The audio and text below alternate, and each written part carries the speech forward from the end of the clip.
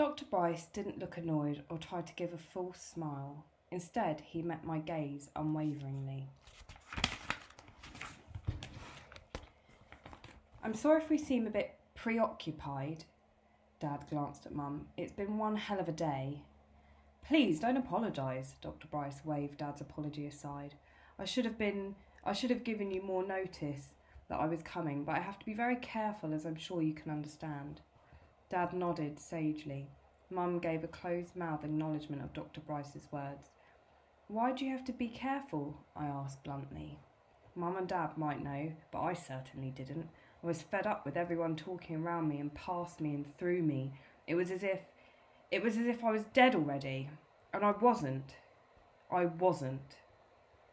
Well, Cameron, we've been trying to solve the problem of the lack of human organs available for donation for some years now. Dr. Bryce spoke directly to me, his tone earnest.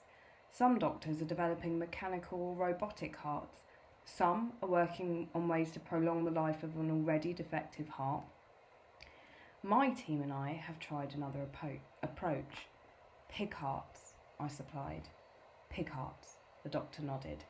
But a number of animal rights and animal welfare groups don't agree with what we're doing. Why? They feel we shouldn't be experimenting on animals. They believe it's wrong to sacrifice pigs and all other animals we use in our research to help humans. But you obviously don't believe that, I stated. Dr. Bryce shook his head. I eat meat. I see nothing wrong with using animals in medical research as long as it's done in a humane way. We're not cruel to our animals. Isn't that a matter of definition? Mum asked. Kathy, I really don't think... Mum interrupted Dad's saccharine smile. Mike, I'm only asking, or would you rather I didn't? I winced. They were at it again. Dr. Bryce frowned. I'm not quite sure what you mean, Mrs. Kesley. You say you're not cruel to your animals, but you breed them specifically for the purpose of killing them and using their insides to help humans. Some would call that cruel. Do you? I didn't say me. Mum shook her head. I said some. Chickens, pigs, cows and sheep are all bred all over the world for the sole purpose of being killed to feed the human race. We're talking about domestic animals here. Is it any worse to breed them to save and extend human life? Should they be bred for food and food alone? I guess it's a matter of definition, but believe me, I can sleep at night, and I have no trouble looking in the mirror either, said Dr. Bryce. Do the animal rights people write you lots of letters then? I asked. Some do, and I don't mind that. Everyone's entitled to their own opinion, and I respect that. Dr. Bryce licked his lips before continuing. I don't want to alarm you here, but you should know what you could be letting yourselves in for. My house has been firebombed twice. I've had feces thrown through our letterbox more times than I care to remember, and the house was also flooded when one group put a hosepipe through our front door. We've had to move 3 times, and as a consequence, everyone involved in my project tends to guard their privacy very fiercely indeed. Is that why you didn't let us know when you were coming until the last second? Mum asked. Dr. Bryce nodded, and that's why it's crucial that if we do go through with this, none of you says a word to anyone about the nature of the transplant. I wouldn't want you to go through all the things, and all the rest of my team have to go through all the things I and all the rest of my team have had to put up with. Why do you still carry on? I asked. Why don't you give up and do something less controversial? He's dedicated. Dad tried to laugh off my comment. I frowned at my dad. What was the matter? Was Dad afraid Dr. Bryce might quit right there and then? I can't quit. It's what I was born to do, Dr. Bryce replied to me directly. I'm one of the lucky ones who have found the one thing that makes their life complete. I couldn't do anything else, even if I wanted to, and besides, it's the only thing I'm good at. Dr. Bryce's tone was intense. His steely grey eyes focused on me without a single blink. I couldn't help feeling that the doctor was trying to tell me something, but I had no idea what. It was as if there was something else, some deeper hidden meaning to the doctor's words which was just out of my grasp. "So how does all of this work then?" I said at last. Dr. Bryce leaned forward, eager to explain. "The major problem with xenotransplantation," at my blank look, he explained. "That's what we call it when you take the organs from one species and transplant them into the body of an animal from another species. Anyway, the major problem with xenotransplantation is the risk of rejection. Our bodies are very good at recognising anything that isn't a natural part of us, including transplanted organs, and getting rid of it. So we had to think of a way to trick human bodies into believing that transplanted organs from other animals really did belong. Several years ago, we introduced fragments of human DNA into some pig embryos and implanted them into a sow. When the sow's litter was born, into a sow. When a sow's litter was born, 4 of the 9 piglets had significant changes in their hearts and other organs, giving them key human characteristics. I watched Dr. Bryce carefully. He'd obviously given this speech before. It was word perfect, set in layman's terms, spoken without hesitation. No stumbling, no mumbling, just facts, enthusiastically and confidently told. An informative, precise and very detached speech. I wondered what Dr. Bryce felt about me, or anyone else who might be a possible candidate for this pig heart transplant. What was in it for the doctor? The results were very encouraging, so we continued our experiments with a lot more pigs. We're now on our 4th generation of pigs with organs that are more of a match for humans. What we're trying to do is grow pigs whose organs contain human DNA, so that when the organs are used in human transplants, they're not rejected, the doctor continued. "Why pigs? Why not chimps or monkeys or dogs or cats or cows or something?" I asked. "Now, Cam, I'm sure Dr. Bryce didn't come here so you could ply him with questions," Dad admonished. "I did, actually," Dr. Bryce smiled easily. "Cameron has an absolute right to ask as many questions as he likes. And to be honest, I'd be a bit wary if he didn't." "So why pigs?" I repeated. I knew my tone was terse, but I wasn't in the mood to beat about the bush. It's a very difficult question to answer. Chimps and other primates would be a much better bet in xenotransplantation. In fact, there's only about 2% difference in the genetic engineering of humans and chimps. They're closer to humans on the evolutionary scale, but that's also the problem. Dr. Bryce began. I frowned. "I don't get it. If chimps and gorillas and orangutans and that are more like humans than any other creature, why are you using pigs?" I really hoped the doctor wasn't going to talk any more medical gobbledygook. I was having a hard time enough trying to keep up with him as it was. "My lab and most research projects involved in the same area rely on funding. We only get funding if we can persuade large organisations or wealthy individuals to part with their money. They won't part with a penny if we use chimps or monkeys or baboons because of the bad publicity we'd get. They're too closely related to humans. That's one reason.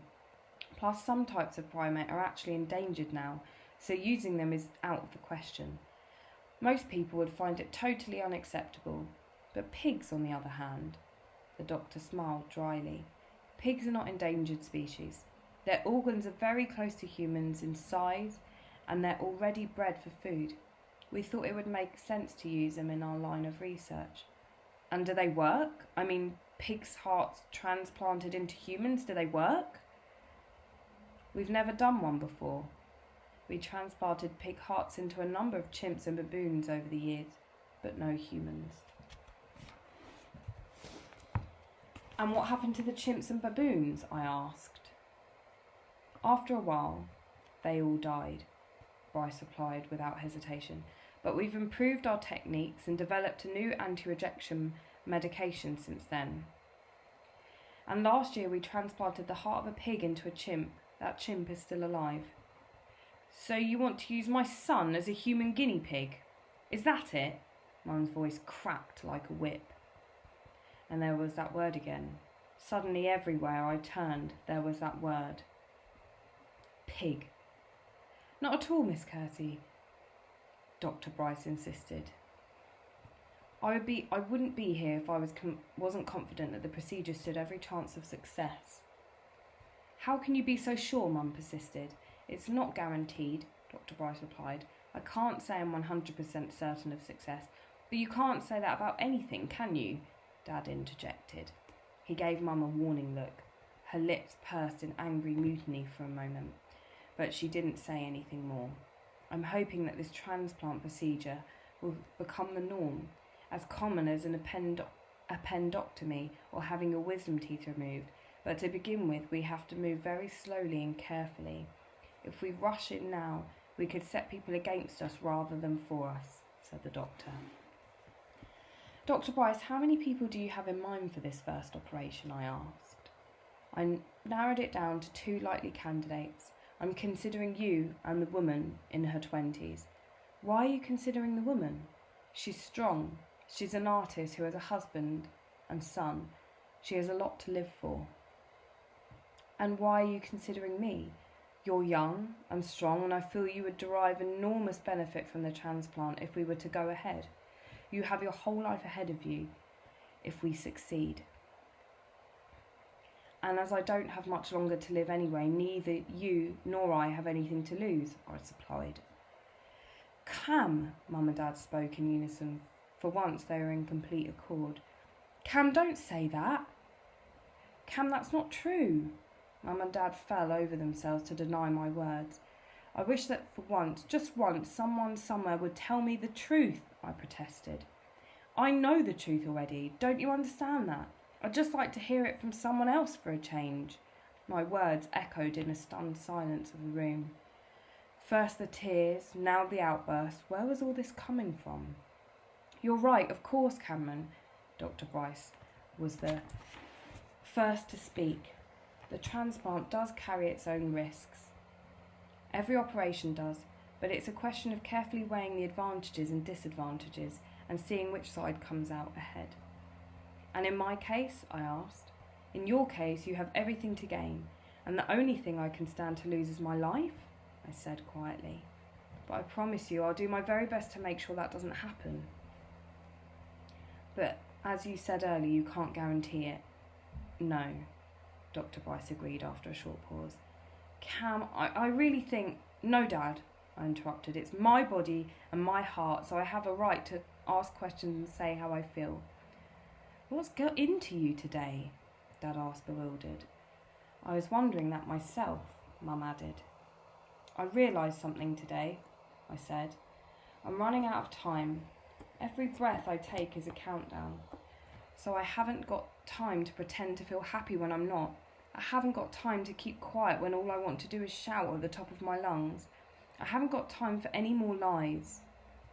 My God, Mum breathed the words, stunned. Cameron, we don't lie to you. We never have, Dad agreed. You don't tell me the whole truth, though. You leave things out. It adds up to the same thing. I knew my mum was hurt and upset, and so was Dad. But I was too tired to search for the right words to water down my feelings. Prevarication skirting around the truth took strength, patience and stamina, and I was running out of them all. Do you have any more questions for me, Cam? Any more questions? Just 1,000,000,001, that was all.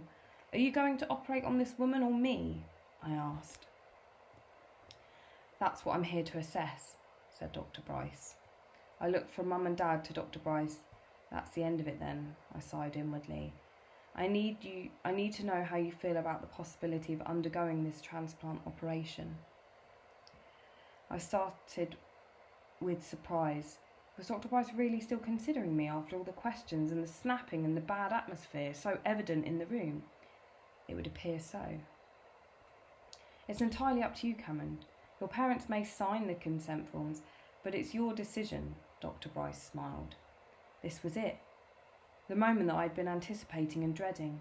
But as my nan said, it was time to tinkle and get off the potty. While Cameron's thinking about it, what about you two, Mr. and Mrs. Kelsey? How do you feel about it? I have every confidence in you, Doctor. Dad gushed. I want whatever Cameron wants, Mum replied quietly, and although Mum's answer was very diplomatic, it was still crystal clear how she felt.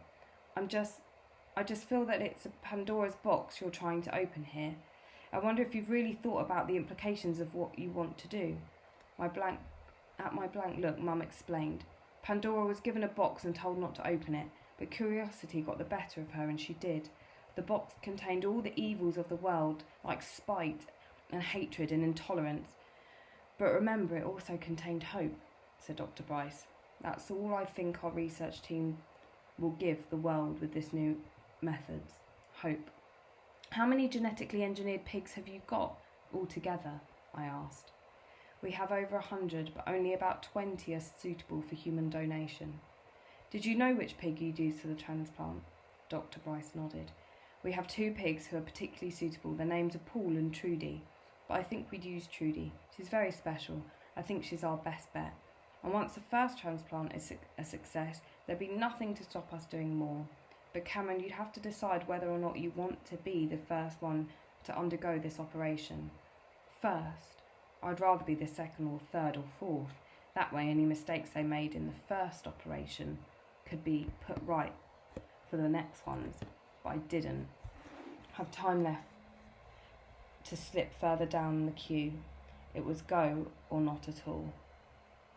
I think yes, I'd like to be considered for the transplant, I decided. I'll just go and make some tea. Mum left the room abruptly. I looked at Dad, who looked down at the carpet. Dr. Bryce, I'd like the transplant very much, I said. It's quite simple, really.